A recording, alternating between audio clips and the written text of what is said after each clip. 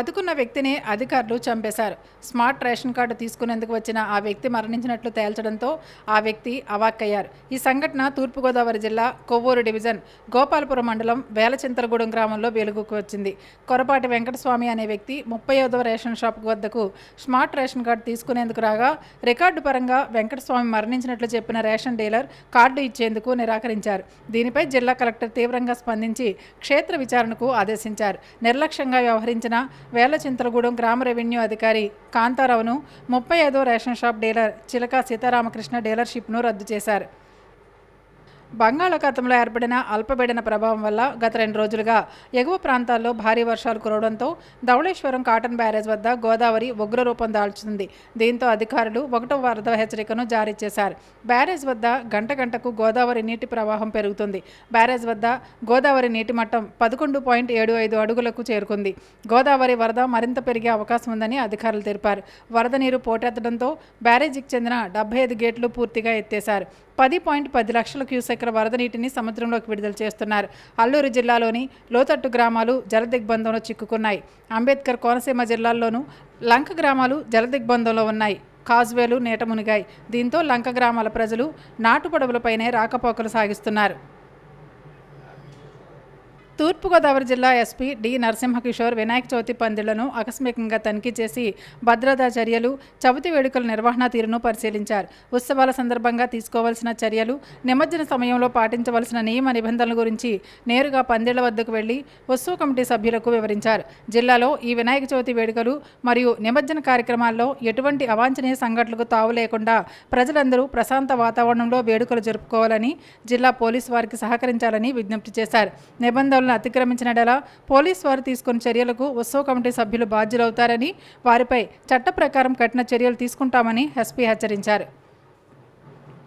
Rajamahendravaram central zone DSP K Ramesh Babu పదవీ విరమణ చేశారు. ఈ సందర్భంగా ఎస్పీ కార్యాలయంలో జరిగిన వీడ్కోరు కార్యక్రమంలో ఎస్పీ నరసింహకిషోర్ రమేష్ బాబును సత్కరించి ఆయన సేవలను కొనియాడారు. అలాగే పదవీ విరమణ చేసిన 3 టౌన్ ఎస్ఐ సిహెచ్ రామకృష్ణను కూడా ఎస్పీ సత్కరించారు. అదనపు ఎస్పీలు ఎన్బిఎం మురళీకృష్ణ, అల్లూరి వెంకట సుబ్బరాజు, అర్జున్, ఎల్ చెంచిరెడ్డి, పలువురు డీఎస్పీలు, సిఐలు పాల్గొన్నారు. మనమిత్ర యాప్ ద్వారా గ్రామాల్లోని ప్రజలు పన్నులు చెల్లించవచ్చని జిల్లా కలెక్టర్ పి ప్రశాంతి తెలియజేశారు. స్వర్ణ పంచాయతీ వెబ్సైట్ మనమిత్ర యాప్ ద్వారా తూర్పుగోదావరి జిల్లాలోని 299 గ్రామ పంచాయతీల్లో డిజిటల్ చెల్లింపుల విధానాన్ని అమల్లోకి తెచ్చినట్లు పేర్కొన్నారు.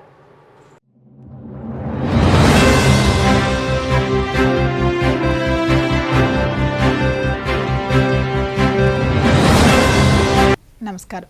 సిసిసి డిజిటల్ 230 PM న్యూస్కు స్వాగతం. ముందుగా ముఖ్యాంశాలు. రాష్ట్రంలో ఏరోస్పేస్, డిఫెన్స్ రంగాల్లో పెట్టుబడులకు సులభతర విధానం. ఏపీలో పెట్టుబడులు పెట్టడానికి ముందుకు రావాలని పారిశ్రామికవేత్తలకు మంత్రి లోకేష్ పిలుపు. స్త్రీ శక్తి పథకం వల్ల ఎక్కువ మంది లబ్ధి పొందుతున్నారన్న మంత్రి మండిపల్లి. ఆర్టీసీ బస్సుల్లో ప్రయాణించే మహిళలు, ట్రాన్స్జెండర్లకు త్వరలో స్మార్ట్ కార్డులు అందజేస్తామని వెల్లడి. మహిళా సాధికారతే లక్ష్యంగా కూటమి ప్రభుత్వం పాలన సాగిస్తుంది. తెలుగునాడు అంగన్వాడీ డ్వాక్రా సాధికార సంస్థ రాష్ట్ర అధ్యక్షురాలు ఆచంట సునీత స్పష్టీకరణ.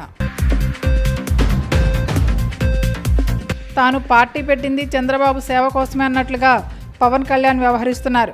విమర్శలు గుప్పించిన వైసీపీ నేత పోతిన మహేష్. రాష్ట్ర ప్రభుత్వంతో ఒప్పందం చేసుకున్న తర్వాత అది మీ ప్రాజెక్టు కాదు, పూర్తి బాధ్యత మాది అని పారిశ్రామికవేత్తలకు మంత్రి లోకేష్ భరోసా ఇచ్చారు. విడిభాగాల తయారీ నుంచి పోటీతత్వం వరకు భారతదేశ ఏరోస్పేస్ తయారీ, ఎంఆర్ఓ రంగాలను వేగవంతం చేయడమనే అంశంపై విమానయాన శాఖ, confederation of Indian industry, CII, society of Indian defence manufacture సంయుక్తంగా విశాఖలోని ఓ హోటల్లో సదస్సు నిర్వహించారు. ఈ సదస్సుకు లోకేష్ ముఖ్య అతిథిగా హాజరై ప్రసంగించారు. సీఎం చంద్రబాబు విజనరీ లీడర్షిప్ వల్లే మిట్టల్, గూగుల్ వంటి గ్లోబల్ కంపెనీలు రాష్ట్రంలో పెద్ద ఎత్తున పెట్టుబడులు పెట్టేందుకు ముందుకొస్తున్నాయని అన్నారు. భోగాపురం ఎయిర్పోర్ట్తో ఉత్తరాంధ్ర రూపురేఖలు మారబోతున్నాయని స్పష్టం చేశారు. ప్రధాని మోదీ, సీఎం చంద్రబాబు నేతృత్వంలో ఏపీలో డబుల్ ఇంజిన్ సర్కార్ పనిచేస్తుందని పేర్కొన్నారు. Mr. Naidu our Chief Minister requires no introduction. He is known to be a visionary politician. If you look at what he's done to Hyderabad way back in the mid-90s, and when we look back at Hyderabad today, we know that all the seeds were sown in the right place. And a great example of that is Shamshabad Airport. When Mr. Naidu back then said airport should have 5,000 acres, a lot of people actually made fun of him. Generally in India we have a habit of making fun of visionaries. They made fun of him. They said, why do we need 5,000 acres? But now go back and see Shamshabad. It contributes close to 11% of Telangana's GDP. And there's a longer story to Shamshabad Airport. GMR did win the contract, but Mr. Naidu did not award it for the longest of time because back then this was one of the very first projects of GMR and he questioned whether GMR had the capacity to execute it. So he got GMR Garu to present all the designs and only after he got convinced that they can execute it in the true spirit of what he wanted it to be, was the contract awarded. So what we have in Andhra Pradesh is visionary leadership. And we are, if you look at, you've seen Shamshabad Airport, and believe me, Bhogapuram, we will one up it, we will do better, and we will make it a destination on the eastern seaboard. Second is team. We have mix of experienced leadership and young Turks. The Dayas is a great example of this. Under the leadership of Satish Reddy Garu, who's enabling us, giving us inputs in terms of policy. Mohan Reddy Garu on the other side, giving us a lot of input. There are a bunch of youngsters sitting in between. If you look at Kondapalli Srinu, he's a first-time minister in the state cabinet. Ram Mohan Naidu, Mocha, requires no introduction. He's the youngest cabinet minister ever in Indian history. And we back it with leadership even from the service. So we have Sai Kant Verma, who's an IAS officer, who's handling Economic Development Board, younger than, I think, all of us on the dais. So what you see is a blend of experience and youngsters. We have hunger. We mean speed of doing business. Sai Kant spoke of ArcelorMittal.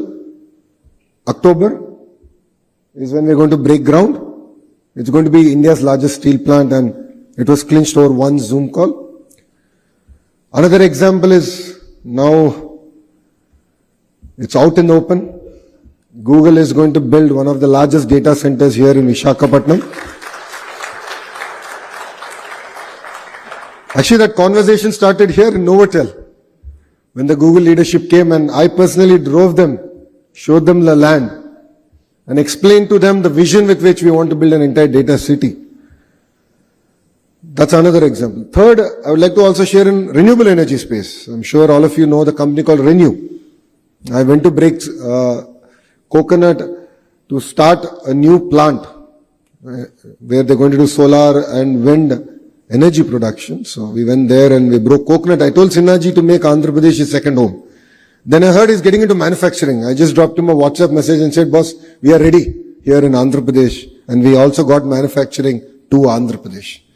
So why am I sharing all this with you?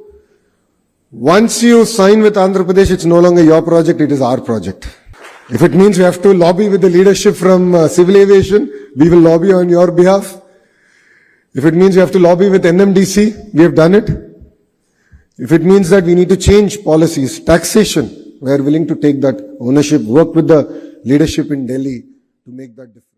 స్త్రీ శక్తి పథకం కింద RTC బస్సుల్లో ప్రయాణించే మహిళలు ట్రాన్స్జెండర్లకు త్వరలో smart కార్డులు అందజేయనున్నట్లు రవాణా శాఖ మంత్రి మండిపల్లి రాంప్రసాద్ రెడ్డి చెప్పారు.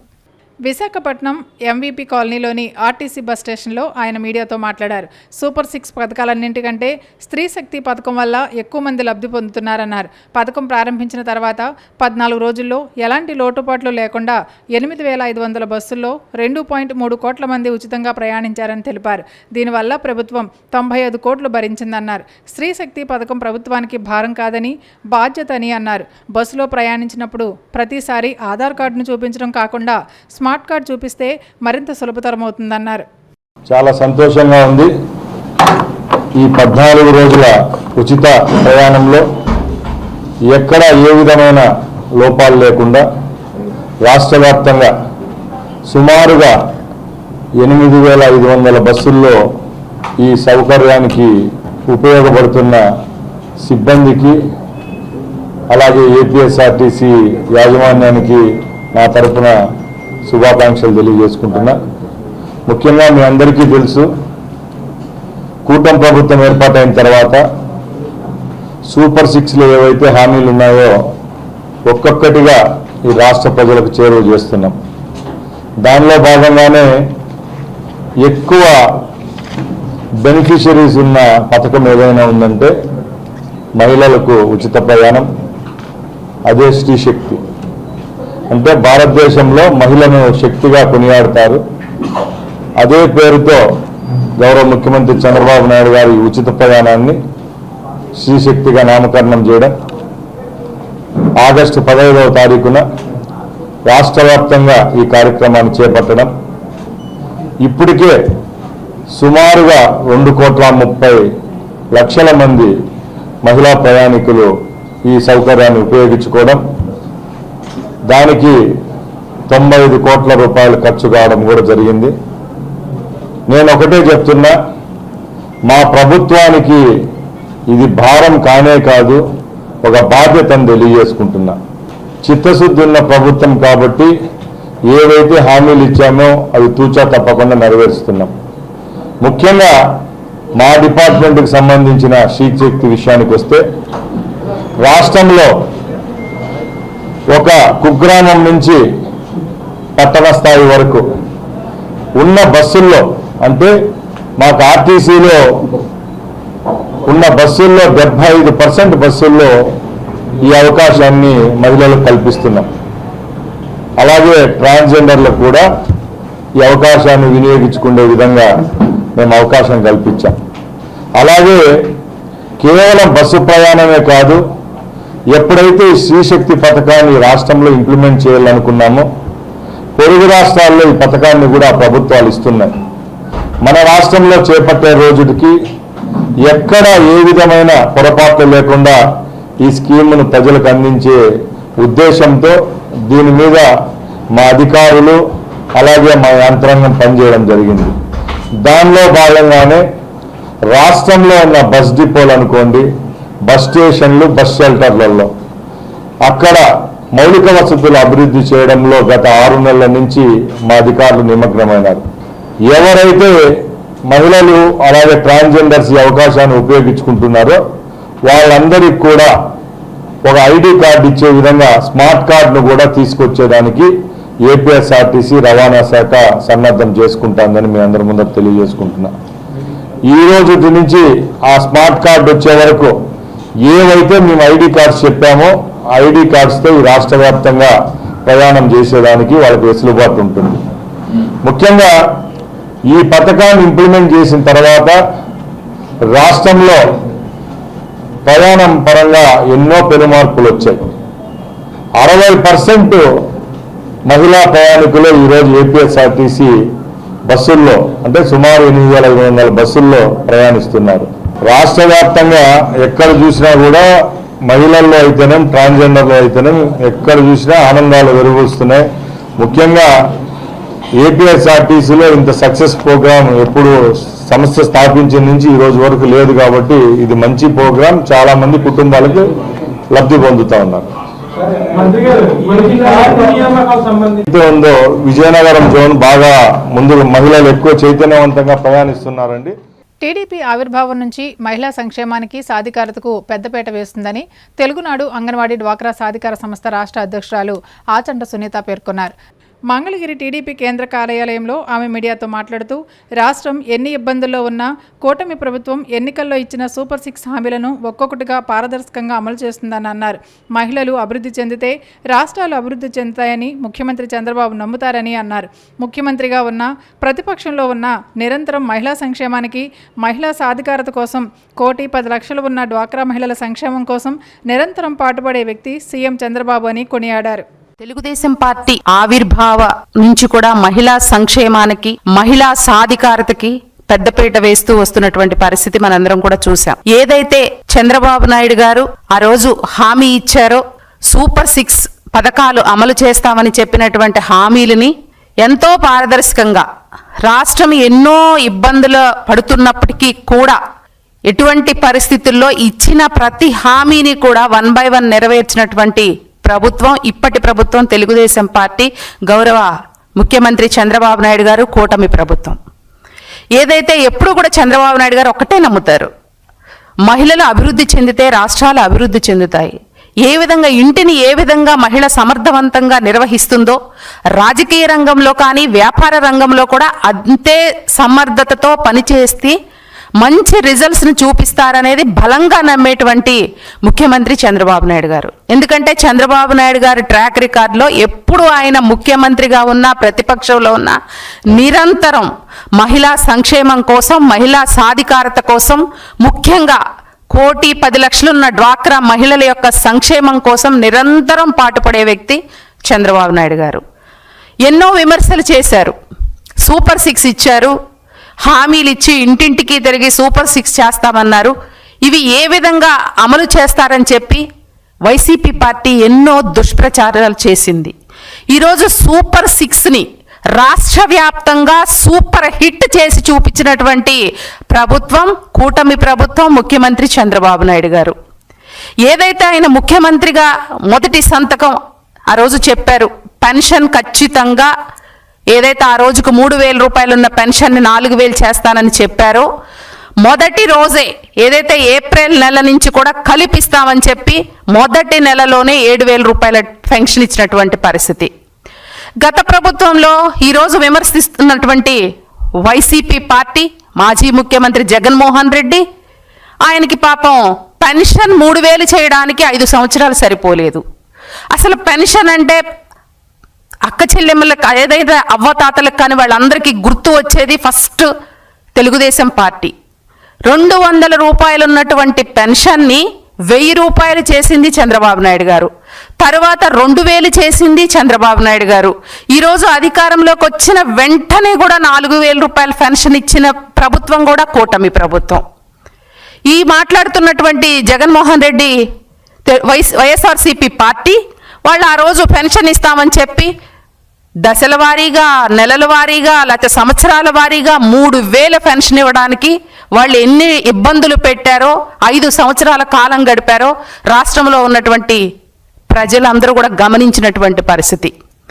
ఏదైతే ఆ రోజు స్కూల్కి వెళ్ళే ప్రతి పిల్ల కానీ పిల్లవాడికి కానీ ప్రతి ఒక్కరికి కూడా తల్లికి వందనం అదే కార్యక్రమాన్ని మంచి బృహత్తరమైనటువంటి పథకాన్ని తీసుకువచ్చి ఇంట్లో ఎంతమంది పిల్లలు ఉంటే, ఒక్క పిల్ల చదువుకుంటే పిల్ల కానీ పిల్లోడు కానీ సరిపోదు కదా, ఎంతమంది పిల్లలు ఉంటే అంతమందికి కూడా మేము తల్లికి వందనం ఇస్తామని చెప్పిన మాట నిలబెట్టుకున్నటువంటి ఈరోజు ప్రభుత్వం తెలుగుదేశం పార్టీ, అలాగే ముఖ్యమంత్రి చంద్రబాబు నాయుడు గారు, అలాగే మన విద్యాశాఖ మంత్రి నారా లోకేష్.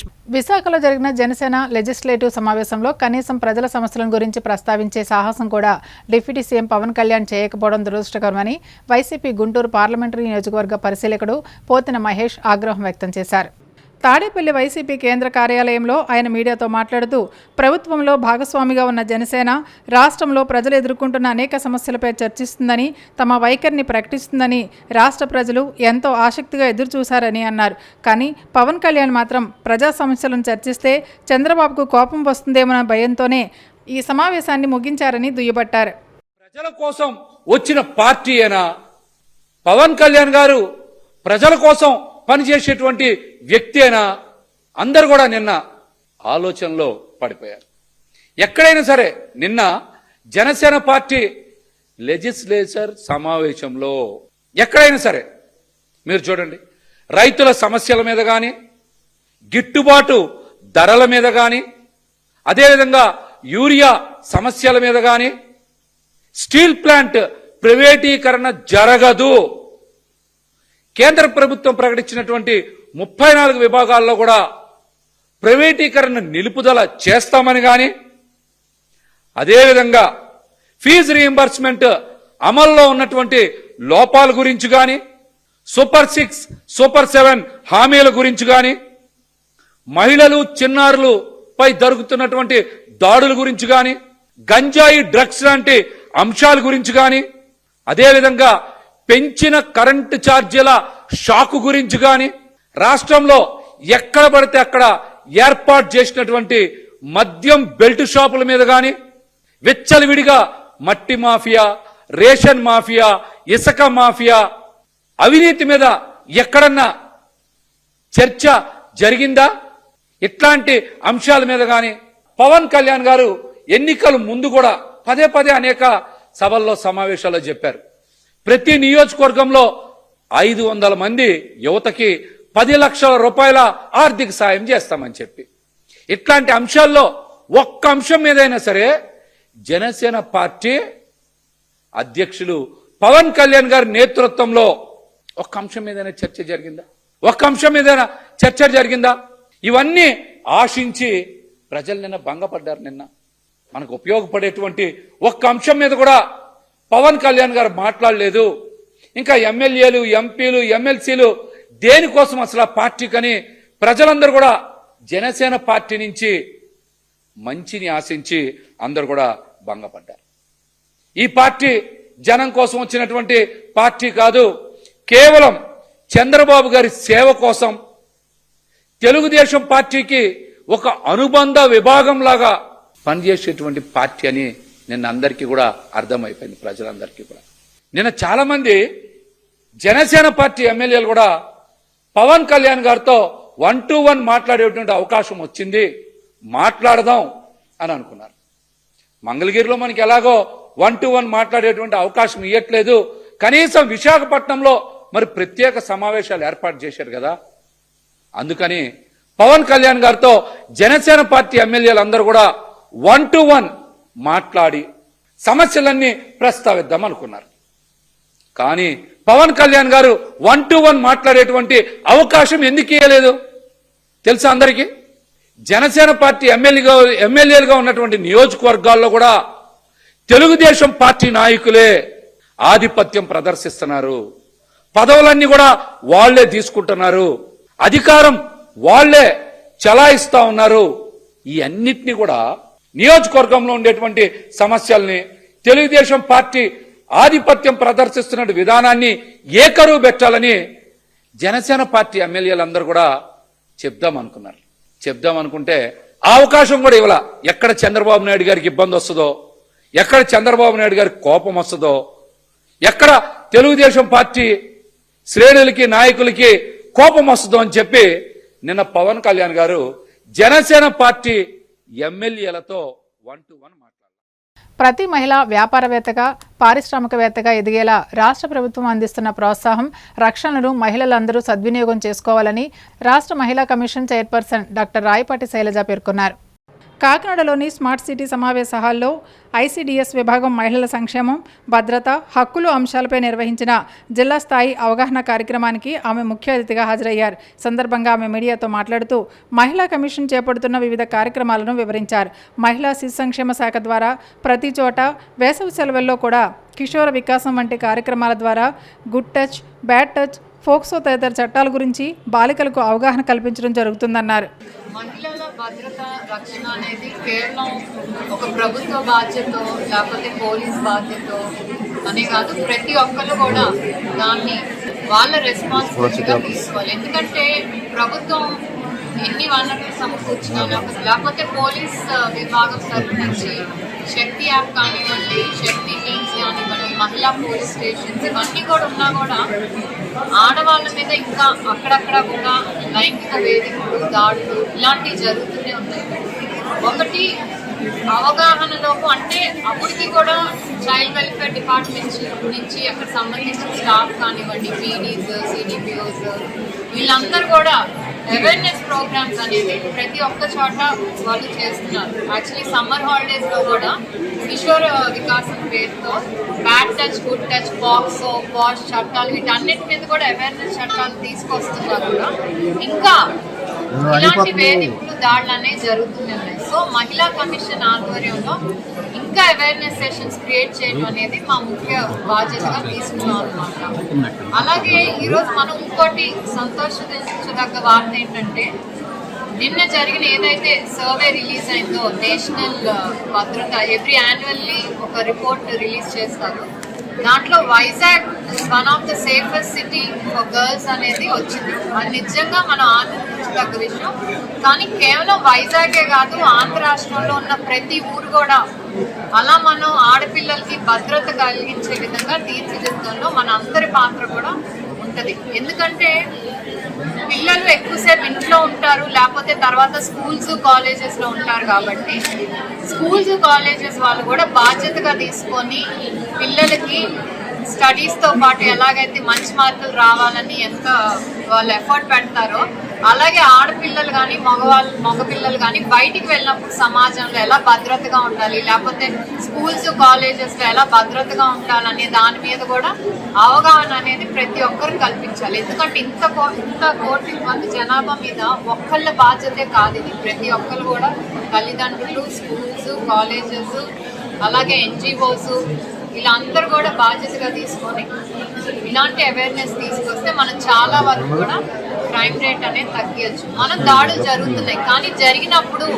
ఆడపిల్లలు భయపడకుండా బయటికి వచ్చి ఇలా జరిగిందని చెప్పండి అనేది కూడా మేము కోరుతున్నాం. ఎందుకంటే రిపోర్టింగ్ ఎక్కువైతేనే మనం ఆ చేసిన వాళ్ళ మీద యాక్షన్ తీసుకొని వాళ్ళకి పనిష్మెంట్ ఇస్తే, ఇది ఒక ఉదాహరణగా ఇంకొకరు చేయాలన్నా కూడా 2 సార్లు ఆలోచిస్తారు. ఎందుకంటే రీసెంట్గా ఒక కాలేజ్లో జరిగిన ఇన్సిడెంట్, లెక్చరరే లైంగికంగా వేధింపులు చేయటం అనేది ఎప్పటి నుంచో జరుగుతుంది. కానీ ఒక అమ్మాయి ధైర్యంగా ముందుకొచ్చి చెప్పగానే ఆ అమ్మాయితో పాటు ఇంకో 4 ముందుకొచ్చి చెప్పారు, అలాగే మాకు ఇంత ముందు కూడా హెచ్చరించారని చెప్పారు. సో ఏదైతే ఫస్ట్ బయటకు వచ్చి చెప్పడం అనేది మెయిన్.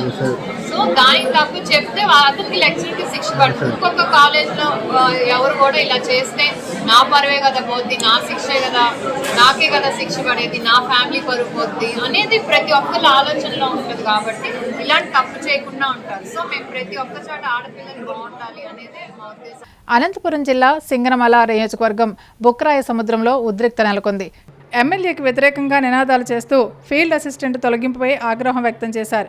ఫీల్డ్ అసిస్టెంట్లు, రేషన్ డీలర్ల నియామకాలను ఎమ్మెల్యే పట్టించుకోవడం లేదని మండిపడ్డారు. ఈ క్రమంలో ఓ టీడీపీ కార్యకర్త ఒంటిపై పెట్రోల్ పోసుకోగా తోటి కార్యకర్తలు అడ్డుకున్నారు.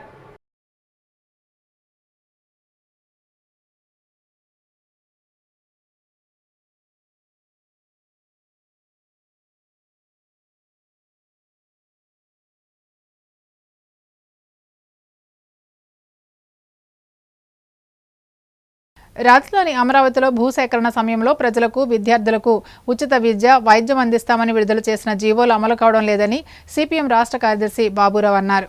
గుంటూరు బాడ్పేటలోని సిపిఎం జిల్లా కార్యాలయంలో జరిగిన మీడియా సమావేశంలో ఆయన మాట్లాడుతూ, ఇప్పటికైనా రాజధాని వాసులకు ఉచిత విద్య, వైద్యం అందించాలని కూటమి ప్రభుత్వాన్ని ఆయన డిమాండ్ చేశారు. ఫీజు రాయితీలు ఇచ్చారా, లేదు గవర్నమెంట్ నిబంధనల్ని పాటిస్తున్నారా, సౌకర్యాలు సక్రమంగా కల్పిస్తున్నారా, వీటి మీద ప్రభుత్వం ఒక శ్వేతపత్రాన్ని తయారు చేయాలి. నిబంధనలు అమలు జరిగినాయా లేదో పరిశీలించాల్సిన బాధ్యత ప్రభుత్వం మీద ఉంది. వాటి పరిశీలన ద్వారానే నూతన భూముల కేటాయింపు జరగాలి. ఎటువంటి నిబంధనలు లేకుండా రాయితీల వరకే కల్పించడం అంటే అది విద్యా సంస్థల వ్యాపారం చేయడానికి ఉపయోగపడుతుంది. వ్యాపారం చేసే సంస్థలకైతే ప్రభుత్వం రాయితీలతో తక్కువ రేట్లకి, తక్కువ రేటు దాదాపు నామమాత్రమైనటువంటిది 50 కోట్ల రూపాయలు విలువైన 50 లక్షలకి లేదా 2 కోట్లకి ఇచ్చారంటే మరి వాటిల్లో మరి వాళ్ళకి రాయితీలు, ఇది వ్యాపారానికి ప్రభుత్వం సహకరించడం కాదు. దానికి తోడు విద్యార్థులకే కాదు స్థానికులకు ఉపాధి ఇవ్వాలి. ఇప్పుడు ఇస్తున్నారు, కానీ వాచ్మెన్లు, గార్డెనర్లు, దొడ్లు శుభ్రం చేసే పనులు వీటిలోనే కాదు, స్థానికంగా విద్యార్థులైనటువంటి వాళ్ళు కూడా చాలామంది ఉన్నారు. కాబట్టి వారికి కూడా అన్ని రంగాల్లో, అది అమరావతి కావచ్చు, సిఆర్డే పరిధి కావచ్చు, స్థానికులకి అన్ని కేటగిరీల్లో ఉపాధి కల్పించడం కూడా మన విద్యా సంస్థల బాధ్యత. అందులో కూడా నిబంధనలు ఉన్నాయి. కార్మికులకి చట్ట ప్రకారం వేతనాలు, ఉద్యోగులకి చట్ట ప్రకారం వేతనాలు, పిఎఫ్, ఈఎస్ఐ, ఇతర సౌకర్యాలు, కార్మిక చట్టాల అమలు, ఇవన్నీ కూడా ఉన్నాయి. అవి కూడా సక్రమంగా అమలు చేస్తున్నట్టుగా ఇంతవరకు లేదు. కాబట్టి వాటన్నిటిని అమలు చేయించాలంటే ప్రభుత్వం భూముల కేటాయింపు మళ్లీ చేసే లోపు జరిగిన, ఇప్పటికే కేటాయించిన భూములలో జరుగుతున్నటువంటి వినియోగం స్థానిక ప్రజలకి, జిల్లా ప్రజలకి, రాష్ట్ర ప్రజలకి నిబంధనలు అమలు జరుగుతున్నా లేదో చూడాల్సిన బాధ్యత ఉంది. దీంతో పాటుగా ల్యాండ్ పూలింగ్ చట్టంలోనూ జీవో నెంబర్ 1 జనవరి 1, 2015 విడుదల చేసిన జీవోలో రాజధానిలో ఉండేటువంటి విద్యార్థులందరికీ, అక్కడ నివసించే వాళ్ళకి, రాజధాని వచ్చే నాటికి ఉన్నటువంటి విద్యార్థులకి ఉచిత విద్య వైద్యం అనేటువంటిది జీవోలోనే పేర్కొన్నారు. కాబట్టి ప్రభుత్వం ఈ యూనివర్సిటీల్లో రాయితీలే కాదు, అక్కడ నివసించేటువంటి వారికి ఇచ్చిన హామీల్లో భాగంగా, పూలింగ్ హామీల్లో భాగంగా ఉచిత విద్యా వైద్యం ఎక్కడ చదువుకున్నా ఇవ్వాలి. కానీ గవర్నమెంట్ పూర్తిగా దాని చేతులెత్తేసింది. ఇప్పుడైనా సరే మేము రాజధానిని కాపాడుతాం అని చెప్తున్నారు, గత ప్రభుత్వం పట్టించుకోలేదని చెప్తున్నారు. మరి రాజధాని అభివృద్ధి చేయటం అర్థం రాజధాని పూలింగ్ చట్టంలో ఇచ్చిన ఉచిత విద్యా వైద్యం లాంటి హామీలను కూడా అమలు చేయాల్సిన అవసరం ఉంది. అందుకే ఈ ఎస్ఆర్ఎం అయినా, విట్ అయినా, అమృత అయినా, ఇతర ప్రైవేట్ విద్యా సంస్థల్లోనైనా ప్రభుత్వం షరతులతో కూడిన భూముల కేటాయింపు జరగాలి. ఆ షరతులు స్థానిక ప్రజలకి, జిల్లా సిఆర్డీఏ ప్రజలకి, రాష్ట్ర ప్రజలకి రాయితీలు ఇచ్చే రీతిలో ఉండాల్సిన అవసరం ఉందని. వార్తలు ముగించే ముందు ముఖ్యాంశాలు మరోసారి. రాష్ట్రంలో ఏరోస్పేస్, డిఫెన్స్ రంగాల్లో పెట్టుబడులకు సులభతర విధానం. ఏపీలో పెట్టుబడులు పెట్టడానికి ముందుకు రావాలని పారిశ్రామికవేత్తలకు మంత్రి లోకేష్ పిలుపు. స్త్రీ శక్తి పథకం వల్ల ఎక్కువ మంది లబ్ధి పొందుతున్నారన్న మంత్రి మండిపల్లి. ఆర్టీసీ బస్సుల్లో ప్రయాణించే మహిళలు, ట్రాన్స్జెండర్లకు త్వరలో స్మార్ట్ కార్డులు అందజేస్తామని వెల్లడి. మహిళా సాధికారతే లక్ష్యంగా కూటమి ప్రభుత్వం పాలన సాగిస్తుంది. తెలుగునాడు అంగన్వాడీ డ్వాక్రా సాధికార సంస్థ రాష్ట్ర అధ్యక్షురాలు ఆచంట సునీత స్పష్టీకరణ. తాను పార్టీ పెట్టింది చంద్రబాబు సేవ కోసమే అన్నట్లుగా పవన్ కళ్యాణ్ వ్యవహరిస్తున్నారు. విమర్శలు గుప్పించిన వైసీపీ నేత పోతిన మహేష్.